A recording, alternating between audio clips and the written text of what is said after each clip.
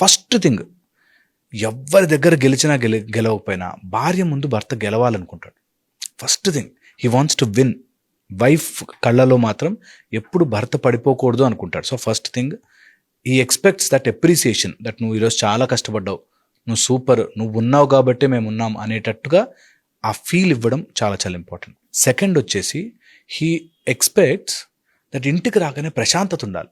బయట ఎన్ని తిరిగినా అమ్మో ఇంటికి వస్తే నసరా బాబు అని అనిపించిన మొగుడు ఎప్పుడు ప్రశాంతంగా ఉండలేడు. ఓకే, చాలామంది నాకు వీడియోలో కమెంట్లు పెడుతూ మరి ఆడవాళ్ళు అలా ఉంటే మగవాళ్ళు ఇలా ఉంటే, నేను చెప్తుంది ఇన్ జనరల్ లాజిక్లో. ఓకే, చాలా ఇంపార్టెంట్ దట్ ఇంటికి రాగానే పీస్ ఆఫ్ మైండ్ ఉండాలి.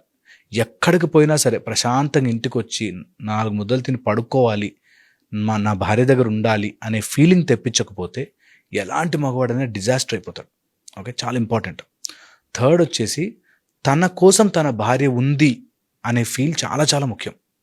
ఓకే, ఎప్పుడైనా ప్రాబ్లం వచ్చినా, ఏదైనా కోపం వచ్చినా, లేదైనా గొడవ వచ్చినా, మనిద్దరం ఒకటి, వీఆర్ ఇన్ వన్ టీమ్, మనిద్దరం కలిసి ఆడుతున్నాం ఈ గేమ్ అనేది భార్య సపోర్ట్ లేకపోతే ఎట్లాంటి మగాడన్నా నాశనం అయిపోతాడు. క్లియర్ అది. అందుకోసమే ఎప్పుడు హీ ఎక్స్పెక్ట్స్ దట్ ఏమన్నా కానీ నా భార్య ఉంది నాకు, షీ విల్ సపోర్ట్ మీ. నేను ఎవరికన్నా ఏదైనా ఇంటికి వచ్చి నేను అట్లా చేసిన, ఉద్యోగం ఇట్లా చేసిన అని పేకినా నా భార్య వింటుంది, నా భార్య నన్ను సపోర్ట్ చేస్తుంది అనేది చాలా చాలా ముఖ్యమైనది. And fourth the most important thing, వీటన్నిటిలోకి ఇంటికి రాగానే ఇంత అన్నం వండి పెట్టడం, వాడి ఆకలి చూడడం. అంటే నువ్వు కష్టపడి వస్తున్నావు, ఆర్ నువ్వు పని చేసుకొస్తున్నావు, నువ్వు ఎలాంటి చిన్న పనైనా పెద్ద పనైనా కానీ నీ ఆకలి తీర్చే బాధ్యత నాది, అన్నపూర్ణగా నేను ఇంటిని చూసుకునే బాధ్యత నాది అనేది ఒకటి ఇవ్వాలి. అండ్ ఫిఫ్త్ పాయింట్, ఫ్యామిలీస్కి నిలబడడానికి, ఒక అంటుకోవడానికి ఇటుకల మధ్యలో సిమెంట్ ఎలా అయితే అంటిస్తుందో అలాగా ఒక భార్య ఒక ఫ్యామిలీని అంటిస్తుంది. చెప్పకుండానే హస్బెండ్ ఎక్స్పెక్ట్స్ దట్ ఇల్లు నీట్గా ఉంటుంది, నా భార్య ఉంది కానీ అప్పచెప్పేస్తే she will take care of it అనే ఒక ధైర్యం వచ్చిన రోజున డెఫినెట్లీ ఆ రిలేషన్షిప్ బాగుంటుంది. ఓకే, అండ్ భర్త ఎక్స్పెక్ట్ చేసే ఇంకొక అతి ముఖ్యమైన పాయింట్ ఏంటంటే తను నాకు ఇరిటేషన్ కాదు. Whatever she's there, she's never in irritation to me. నా ప్రాబ్లమ్స్కి తను కూడా కారణం అవ్వదు అనే భర్త చాలా. అందుకని ఎక్స్పెక్ట్ దట్ ఏదన్నా కానీ నాకు ఫ్రమ్ హర్ సోర్స్ నాకు ప్రాబ్లం రాదు, నా ఫ్యామిలీని వాళ్ళ ఫ్యామిలీని అందరినీ కలిపి చూసుకుంటుంది, she will hold it very well అన్న చాలా చాలా ఎక్కువగా భర్తలు ఎక్స్పెక్ట్ చేస్తారు.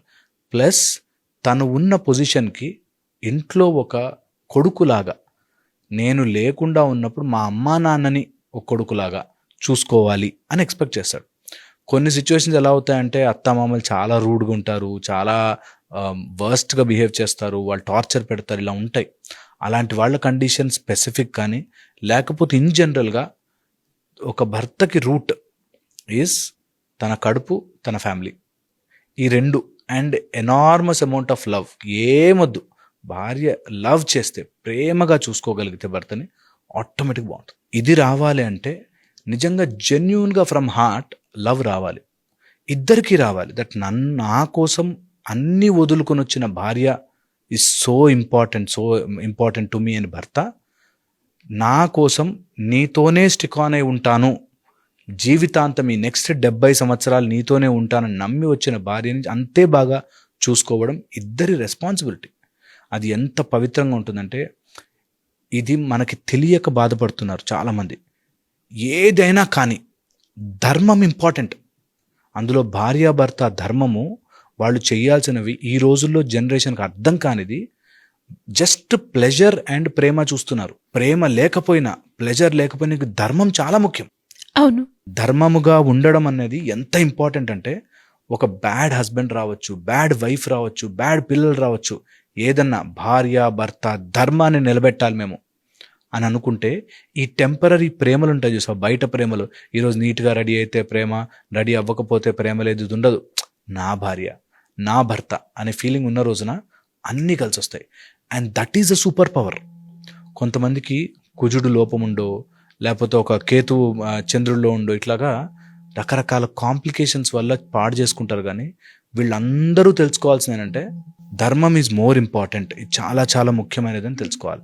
నా ఇంటెన్షన్ ఏంటంటే, ఒకవేళ గనక అలా బాధ పెడుతూ ఇబ్బంది పెడుతూ మొగుడిని సతాయిస్తూ ఆర్ భార్యని సతాయిస్తుంటే ఈ ఒక్క వీడియో చూసిన ఒక్క క్షణం వెనక్కి వెళ్ళి ఆలోచించాలి that I will not be the cause for pain in my family. నేను నా ఫ్యామిలీకి పెయిన్ అవ్వను, వాళ్ళు ఎలా అన్నా ఉండని అనేది కనుక నేర్చుకోగలితే that will be life changing. ఇప్పుడు ఈ హస్బెండ్ ఇంటికి రాగానే ఆ ఉన్న గొడవలలో చాలామందికి అర్థం కాని కాన్సెప్ట్ టాకింగ్ స్ట్రైట్ అనేది చెయ్యరు. ఇండైరెక్ట్ గా మాట్లాడతారు, ఎప్పటివో తీసుకొస్తారు.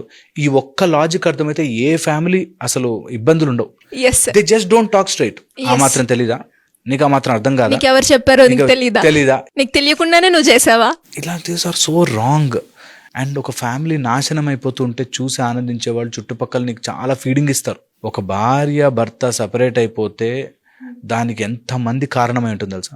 అత్త మామలు ఏదో మాట అంటారు, కజిన్స్లో ఏదో మాట అంటారు, ఈ మాత్రం చేయలేడా నీ కోసం అంటారు. ఇలా అన్ని మధ్యలో పుల్లలు వేసి పాడు చేసేవాళ్ళు చాలామంది ఉంటారు. అందుకోసమే మనం వెరీ వెరీ కేర్ఫుల్గా థర్డ్ పర్సన్ని ఫ్యామిలీలోకి తీసుకురాకూడదు ఎప్పుడు.